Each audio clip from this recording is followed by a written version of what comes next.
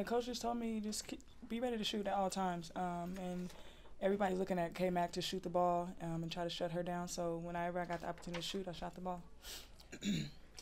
Go ahead. Izzy said when she was here a few minutes ago that she knew tonight was a night. Did you get that feeling too when you guys were warming up all day long?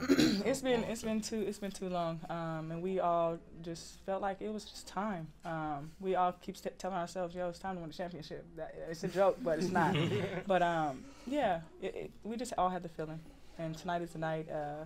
Chicago's a great team, and we told ourselves, "Yo, we got to stick together," and that's what we did.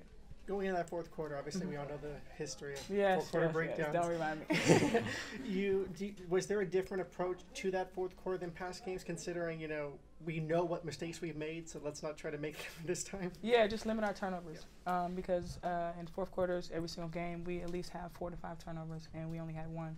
And so, yeah, just told ourselves, box out, no threes, and take care of the ball. Coach talks about, moving the ball, assists, things like that. Tonight, you had 22 assists, I believe, so just 28. 28. Yeah. Can't miss that. Look at that stat sheet again. No, just talk about the ball movement, and particularly with this game tonight. Yeah, I mean, we just play team ball. Us sharing the ball, it allows us to just have a good flow of the game, and everybody gets touches. Everybody have fun, and I think we trust one another. So.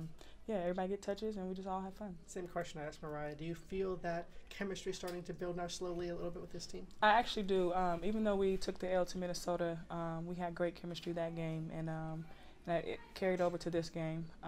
So I see it. We're a young team, but I see it. Okay. So.